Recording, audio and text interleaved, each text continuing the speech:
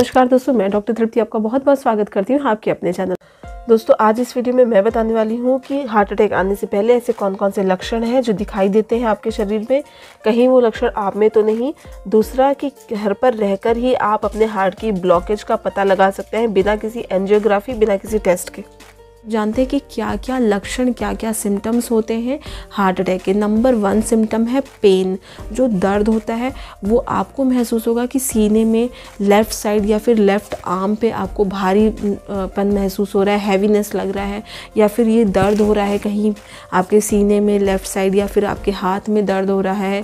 जब आप चलते फिरते हैं तो उसमें दर्द होता है, आप एक्सरसाइज कर रहे हैं तब दर्द होने लग गया है, या फिर आप अपनी डेली रूटीन का काम कर रहे हैं, नहाने धोने का, तो उसमें दर्द होने लग जाता है।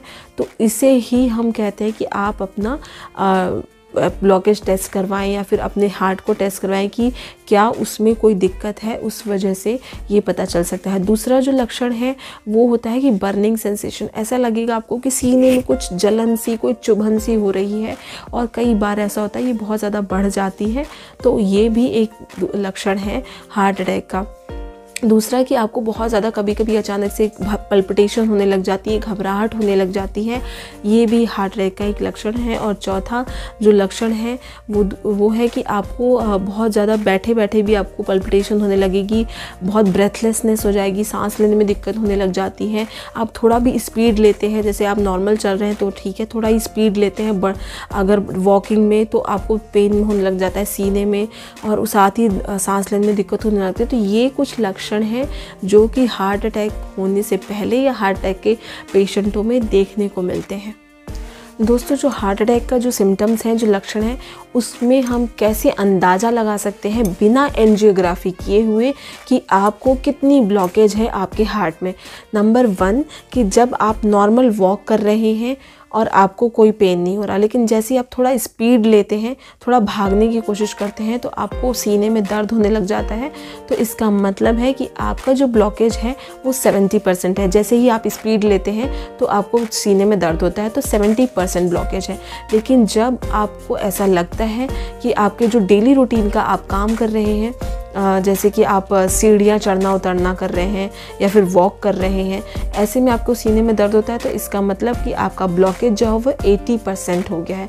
और इसके बाद जब आपका नहाने धोने का काम करते हैं या घर के कुछ काम करते हैं, तो ऐसे में अगर आपको पेन हो रहा है सीने में, तो इसका मतलब कि आपकी जो ब्लॉकेज है हार्ट में वो 90% हो गई है। और जब आप रेस्ट कर रहे हैं, बैठे बैठे ही आपको सीने में दर्द हो रहा है, तो इसका मतलब कि आपकी जो ब्लॉकेज है वो मोर देन 90% है।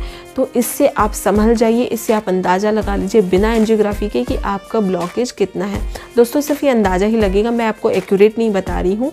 लेकिन ऐसा नहीं है कि आपके 70% ब्लॉकेज है तो आपको लग रहा है कि अभी तो 70 ही है, 80 पहुँचेगा, फिर 90 पहुँचेगा, तब तक आपके पास टाइम है। ऐसा नहीं होता है दोस्तों। हार्ट अटैक का सडन होता है अटैक, इसीलिए इसको अटैक नाम दिया गया है। इसका कोई टाइम नहीं है, कोई बता नहीं सकता, कोई टेस्ट से आप इसको नहीं जान सकते। कई बार 50% ब्लॉकेज में, 40% ब्लॉकेज में भी हार्ट अटैक हो जाता है। इसकी एक मेजर वजह ये है कि जो ब्लॉकेज होता है, जो भी ट्यूब होती है हार्ट की, जहाँ कहीं भी ब्लॉकेज होता है, तो ब्लॉकेज का जो कोलेस्ट्रॉल जो भी जमा हुआ है उसके ऊपर एक परत होती है, उसके ऊपर एक मेम्ब्रेन होती है, और वो इलास्टिक होती है।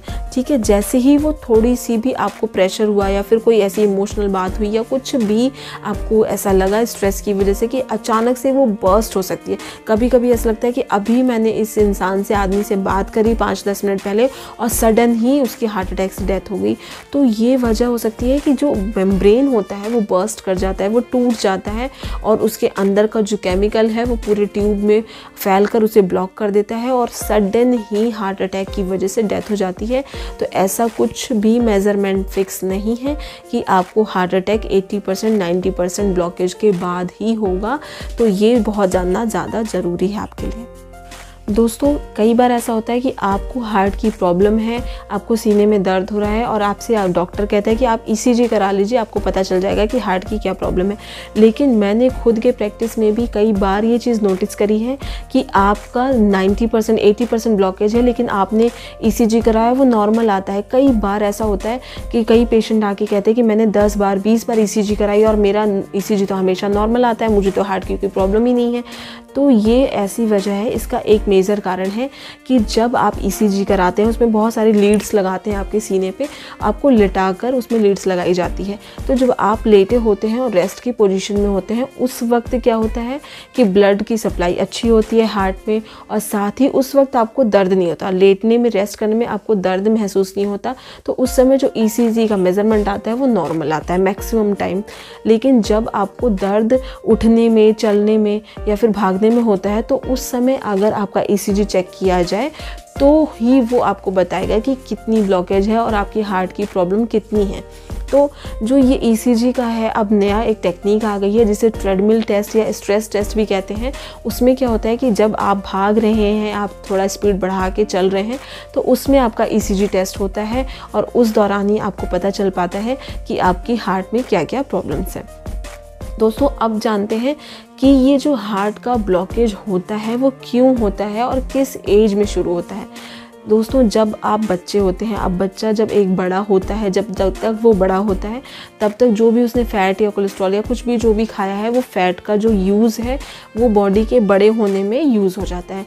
लेकिन जब 19, 20 या 21 साल की एज के बाद बॉडी का बढ़ना जो ग्रोथ है वो बंद हो जाता है, रुक जाता है, तो उसके ही बाद जो भी फ़ैट आप लेते हैं, जो भी कोलेस्ट्रॉल आप कंज्यूम करते हैं, ऑयल वगैरह जो भी आप लेते हैं, तो वो सारा कुछ वो ब्लॉकेज शुरू कर देता है एज 20 या 21 साल की एज के बाद ही। ऐसा बिल्कुल नहीं है कि आपको 40 या 50 के एज के बाद ब्लॉकेज शुरू होती है, ऐसा नहीं है। जब बॉडी का बढ़ना, फैट का यूज़ होना बंद हो जाता है, वहाँ से ब्लॉकेज शुरू हो जाती है। दोस्तों एक और सवाल है कि ये मन में बात उठती है कि कई बार 70%, 80% ब्लॉकेज होने के बाद ही क्यों पता चलता है। दोस्तों बॉडी जो है गॉड गिफ्टेड है, इसे जो भगवान ने नेचुरली इतना अच्छा सिस्टम बनाया है कि जो हार्ट को सप्लाई होती है, हार्ट को भी ब्लड की ज़रूरत होती है, जो उसको हार्ट की सप्लाई होती है वो सिर्फ और सिर्फ 20% डिमांड होती है उसकी। और जो हमारी ट्यूब्स हैं वो नेचुरली 100% बनाई गई है 100% सप्लाई के लिए, लेकिन सिर्फ 20% से ही काम चल जाता है। तो जब आपकी ब्लॉकेज होती है वो 50%, 60%, 70%, 80% तक जाती है और उससे हल्का भी बढ़ना शुरू होता है, तब आपको दर्द या फिर कोई प्रॉब्लम हार्ट की शुरू हो जाती है, ब्रेथलेसनेस या फिर घबराहट, बेचैनी या फिर पल्पिटेशन, बहुत सारी ऐसी दिक्कतें शुरू हो जाती है। क्योंकि अब वो जो ब्लॉकेज है वो 20% जितना चाहिए था उसमें अड़चन ला रहा है, उसमें प्रॉब्लम क्रिएट कर रहा है, तो ही आपको हार्ट की प्रॉब्लम शुरू हो जाती है और उस वक्त आपको टेस्ट कराने की ज़रूरत होती है। तब आपको पता चलता है कि ये 70% ब्लॉकेज हो गया या 80% ब्लॉकेज हो गया। तो ये भी एक वजह है। दोस्तों जानते हैं कि हार्ट अटैक आखिर होता क्या है। हार्ट अटैक, हार्ट जो है हमारा वो ऐसा सिस्टम है जो कि अगर एक बार पंप करता है तो पूरी बॉडी को ब्लड सप्लाई होती है और 1 मिनट में 72 बार 72 बार ये पंप करता है पूरी बॉडी में ब्लड को। तो इसका मतलब 1 घंटे में कितना करेगा, 4300 बार अपने पाप को पंप करके ये पूरी बॉडी को सप्लाई करता है ब्लड। और अगर हम एक दिन की बात करें, 24 घंटे की बात करें, तो 1 लाख बार ये ब्लड सप्लाई करता है पंप करके, 1 लाख बार पंप करके पूरी बॉडी में ब्लड का सप्लाई करता है। ये बिना रुके, बिना ब्रेक लिए ये पूरा टाइम काम करता रहता है। अगर हम इसको ब्रेक दे दे तो, अगर ये इसकी स्पीड स्लो हो जाए तो बहुत सारी प्रॉब्लम हो सकती है। अगर ब्रेक ले लिया तो सब कुछ ब्रेक लग जाएगा। तो दोस्तों जो ये हार्ट अटैक है, ऐसा नहीं है कि जो हमारी हार्ट्स में बहुत सारी ट्यूब्स हैं उनमें कहीं भी ब्लॉकेज हो जाए उस वजह से हार्ट अटैक होता है। इसमें सिर्फ और सिर्फ 3 ऐसी छोटी छोटी ट्यूब्स हैं जिनमें ब्लॉकेज के बाद प्रॉब्लम होती है।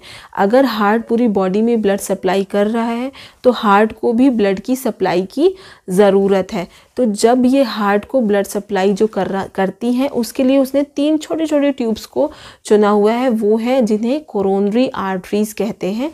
इनमें अगर ब्लॉकेज हो जाती है, इन छोटे ट्यूब्स में अगर कहीं पे ब्लॉकेज होती है तो ही हार्ट अटैक होता है और उससे डेथ होती है। तो ये जानना बहुत ज़रूरी है कि आपकी जो ये छोटी छोटी कोरोनरी आर्टरीज हैं इनमें कितना ब्लॉकेज है और आपको हार्ट अटैक का कितना ज़्यादा चांस हो गया है। अगर आपको हमारा वीडियो पसंद आए तो लाइक, शेयर, सब्सक्राइब ज़रूर करें। अगर आप इससे रिलेटेड कुछ और पूछना चाहते हैं तो कमेंट सेक्शन में लिख सकते हैं। धन्यवाद।